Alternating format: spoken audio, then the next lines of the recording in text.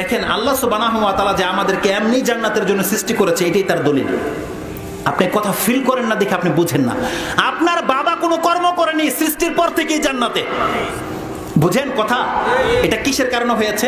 এটা আপনার রবের দয়া নয়, এটা দিয়ে আল্লাহ প্রুফ করে দিয়েছে, বান্দা আমি তোমাকে সৃষ্টি করেছি জান্নাতে যাওয়ার জন্য। আল্লাহ বলছেন জান্নাতকে দেখিয়ে দিয়ে বলা হবে তিলকাল জান্নাতুল্লাহ জান্নাতি তিলকাল জান্নাতুল্লাতি নূরিসু মিন ইবাদিনা মান কানা তাকিয়া। আমি এই জান্নাতকে প্রস্তুত করে রেখেছি ওয়ারিস হিসেবে, তাদেরকে দেব আমার বান্দাদের মধ্যে যারা আমাকে ভয় করে চলেছে। ওয়ারিস শব্দটা এসেছে, আমি কথাটা খুব ভালো লাগে যখন বয়ান করি। আপনি জানেন জান্নাতকে ওয়ারিস শব্দ কেন ব্যবহার করা হয়েছে?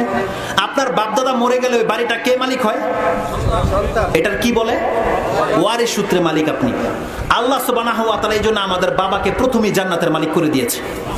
আল্লাহ বলছেন বান্দা তুমি যদি তোমার বাবার সন্তান হিসেবে বহাল থাকতে পারো, কারণ তোমার বান্দা আমার গোলাম, তোমার বাবা, তুমি যদি আমার গোলাম থাকতে পারো ওয়ারিস হিসেবে তোমাকে আমি জান্নাত দিয়ে দেব। এটা আল্লাহ সুবহানাহু ওয়া তাআলা আমাদেরকে কোরআনে মেসেজ দিয়েছে।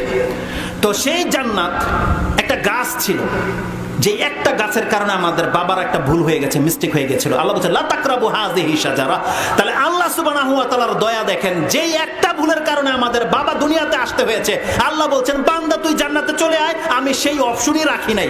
লা মাতুআতিন ওয়ালা মামনুআ, সেখানে আমি কোনো নিষিদ্ধ কোনো জিনিসই তোর জন্য রাখি নাই। তার মানে সেখানে তুই যেটা ধরবি, যা চাবি, যা দেখবি সব হালাল। কিন্তু আজকে আমাদের যুবক সমাজের লোকেরা এবং মা বোনেরা এই দুনিয়াটাকে সেই জায়গা করে নিয়েছে। সে যার সাথে তার সাথে সম্পর্ক করে নেয়, যা ইচ্ছা তা খেয়ে নেয়, সে যেইভাবে খুশি চলছে, যা খুশি তা পরে নিচ্ছে, যেইভাবে সে বলছে ফ্রিডম সে ফিল করছে, সে ফ্রিডম। তারা স্টাইল বোঝে, আমরা বুঝি না। ইংলিশেও কথা বলে মনে করে আমরাই গেও, তারাই হচ্ছে স্মার্ট। বুঝতে পারছেন? আরে আপনার স্মার্টনেসটা আমিও বুঝি। আপনি দামি জামা কাপড় কোনটা হয় আপনি কমফোর্টেবল ফিল করেন, ওই ভাষাও আমরা বুঝি, আর ওই মেন্টালিটিও আমাদের আছে। কিন্তু আমরা আল্লাহ সুবহানাহু ওয়া তাআলাকে ভয় করি। আমি কিছু দাড়িওয়ালা লোকদেরকে দেখে, আমি হয়তো অতটা স্মার্টনেস আমার মধ্যে নাই, হয়তো অতটা সুন্দর আমি নই, কিন্তু কিছু আমাদের দাড়িওয়ালা ভাইয়েরা রয়েছে যাদেরকে আল্লাহ এত চমৎকার করে সৃষ্টি করেছে, শুধুমাত্র তার রবের ভয়ে সে দাঁড়িয়ে রেখে দিয়েছে, শুধু তার ভয়ে। আপনাকে এতটাও স্মার্টনেস আল্লাহ দান করেনি, কিন্তু আপনি দেখেন আপনি একটা মহিলার কাছে হিরো হওয়ার জন্য, একটা ফাসেক মহিলার কাছে হিরো হওয়ার জন্য আপনি দাঁড়িয়ে রাখছেন না, কিন্তু আয়েশা রাদিয়াল্লাহু তাআলা আনহার মতন মহিলা দাড়িওয়ালাকে পছন্দ করে, কোনো বেদাড়িওয়ালাকে পছন্দ করে না। আপনি যেমন পাবেন ও তেমন, আপনি যেমন পাবেন ও তেমন। কিন্তু আল্লাহ সুবহানাহু ওয়া তাআলা পাওয়া না পাওয়ার বিষয় নয়, আপনি আপনার রবের গোলাম কিনা এটা হচ্ছে প্রমাণ।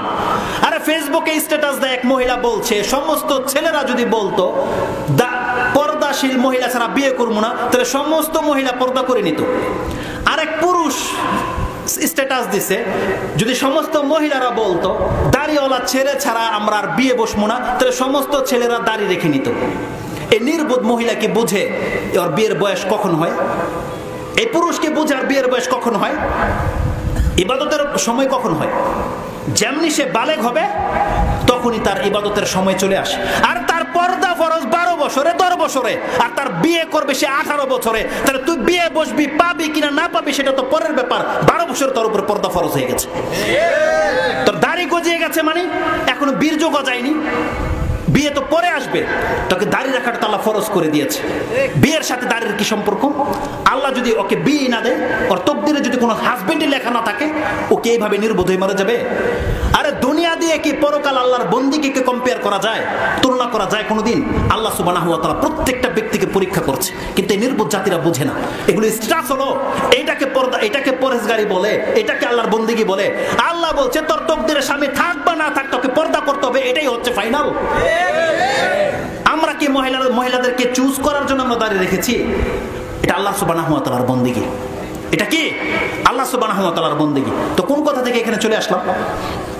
জান্নাত আল্লাহ বলছেন লা মাকতুআতিন ওয়ালা মামনুআ, সেটা এমন একটা জায়গা হবে কোনো কিছু নিষিদ্ধ হবে না। আর আজকে আমাদের সমাজের লোকেরা, আল্লাহ বলছেন নিষিদ্ধ কার জন্য নয়?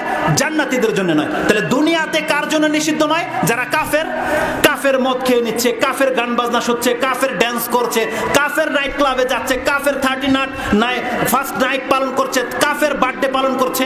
তুমি মুসলিম কি করতে পারো? আপনি বলছেন, আপনি বলেন কিভাবে করতে পারো? তুমি যে জেলখানায় আছো, তুমি এগুলো কি কিভাবে করতে পারো তুমি বলো বান্দা? তুমি 21শে ফেব্রুয়ারি পালন করো, ফুল দিয়ে খাম্বার সামনে, মূর্তির সামনে সেজদা করো, তুমি মোমবাতি জ্বালাও, এটা তোমাকে কে শিখিয়েছে? কে শিখিয়েছে? এটা কোন ধর্ম থেকে এসেছে? তুমি সরকারের বিরুদ্ধাচারণ করবে, তুমি সরকারের প্রতিবাদ করবে, তোমাকে মোমবাতি জ্বালিয়ে সেখানে রাস্তার মধ্যে বসাটা কে শিখিয়েছে? এটা কি ইসলাম শিখিয়েছে আমাদেরকে? আমাদেরকে বলেছে সরকারের বিরুদ্ধাচারণ করো তুমি এভাবে? এটা কি প্রতিবাদের কোনো রূপ হলো? আরে ইহুদি নাসারারও করে না তো এইভাবে প্রতিবাদ। মুসলিমদেরকে কে শিখালো এটা প্রতিবাদ? আল্লাহ সুবহানাহু ওয়া তাআলা বলছেন, যেই সমস্ত বান্দারা বলে আল্লাহুম্মা আনতা রাব্বি লা ইলাহা ইল্লা আনতা খালাকতানি ওয়া আনা আবদুক, যেই বান্দা বলে আল্লাহ তুমি আমার মালিক, তুমি আমাকে সৃষ্টি করেছো, আমি তোমার গোলাম, আমি তোমার সাথে যে ওয়াদা করেছি সেটা পূর্ণ করব, যার বিশ্বাস হচ্ছে ইন্না লিল্লাহি ওয়া ইন্না ইলাইহি রাজিউন, আমরা আল্লাহর কাছ থেকে এসেছি, আল্লাহর কাছে ফিরে যাব, এটা কি আমাদের বিশ্বাস নয়? কার কার বিশ্বাস? হাত তোলেন। আপনারা বিশ্বাস করেন আমরা পরকালে যাব? আচ্ছা, হাত নামান। তাহলে আমাদের আচরণ ওই তাদের সাথে কিভাবে মিশে গেল যারা বলে ইনহিয়া ইল্লা হায়াতুনা দুনিয়া নামুতু ওয়া নাহইয়া ওয়া মা নাহনু বিমাবউসিন, যারা বলে আমরা এই জমিনে পেয়ে গেছি, জিন্দা হয়ে গেছি, মরে যাব, হাড় সাফ হয়ে যাব, আমরা পরকালে উঠবো না। ও দাড়ি রাখে না, তাহলে আপনি তো বলছেন আপনি পরকালে উঠবেন, তাহলে আপনার দাড়ি নাই কেন? ওই বলছে যে আমাদের পরকাল নাই, এই দুনিয়াটাই আমাদের ফাইনাল জীবন। ও মদ খায়, তাহলে আপনি কেন খান? ও গার্লফ্রেন্ড রাখতে পারে, আপনি তো রাখতে পারেন না, কারণ আপনাকে তো কাল কিয়ামতের দিন ওজন করা হবে। বুঝেন না কথা আপনি? ও নামাজ পড়ে না, ঘুমিয়ে থাকতে পারে, ও আল্লাহ ছাড়া অন্যের সামনে সেজদা করতে পারে, অন্যের কাছে চাইতে পারে, কারণ ওর কাছে পরকাল বলে কিছু নাই। আপনি তো বিশ্বাস করেন না কাল কিয়ামতের মাঠে আল্লাহর সামনে আপনাকে দাঁড়াতে হবে। তাহলে এই দুই বিশ্বাসের আমল মিলে কি করে গেল বলেন? হয় আপনার ঈমান ঠিক আছে, নাহলে আপনার দাবি মিথ্যা। হয় আপনি বুঝেনি না ঈমান কি জিনিস, পরকাল আপনাকে আমাকে উঠতে হবে, না হলে আজকে মুসলিম সমাজের ছেলেদের চরিত্র এইভাবে নষ্ট কিভাবে হয়ে যেতে পারে আপনি বলেন? এমন একটা সময় ছিল সিগারেট যারা খেত তারা লুকিয়ে খেত, আর আজকে যারা খায় না তারা এই লুকাইতে কেন হয়? পাপ যখন মাথা চারা দিয়ে ওঠে, পাপ রোমান্স কেন হয়ে যায়? কোন একটা সময় ছিল গার্লফ্রেন্ডের হাত ধরে হাঁটবে কোনো ব্যক্তির এমন সাহস ছিল না। আমরাও যুবক ছিলাম, এখনো যুবক রয়েছে, কোনোদিন আমরা এরকম করিনি যে তার গার্লফ্রেন্ডকে নিয়ে সে স্কুল কলেজে যাবে হাত ধরে, কিন্তু সেই জায়গায় আজকে পার্কের মধ্যে বসে সে তার গার্লফ্রেন্ডের পায়জামার ভিতর হাত দেয় কি করে বলেন? আর এটা এত বড় বেহায়া হয়ে গেছে, তাকে ভিডিও করা হচ্ছে, ওর গায়ে পর্যন্ত লাগে না, কারণটা কি? আর মুসলিম সমাজের মধ্যে নেতারা তখন থাকে কোথায়? যার মধ্যে গায়রত রয়েছে তার মধ্যে সামনে পাপ হচ্ছে।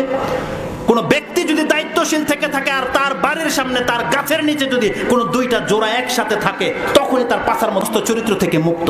তার মানে যে সমস্ত নেতারা এগুলোকে বাধা দেয় না, আমরা ভেবে নেব আপনিও এই চরিত্রেরই ছিলেন, না হলে বাধা দিতে হবে এই সমাজকে। প্রকাশ্যে ভাবে পাপ চলবে না, কারণ প্রকাশ্য ভাবে যখন পাপ মাথা চারা দিয়ে উঠবে, আল্লাহর রাসূল বলছেন সেই জমিনকে আল্লাহ ধ্বংস করে দিবে, আর সেই দিন আমরাও নাজাত পাবো না, আমরাও ধ্বংস হয়ে যাব।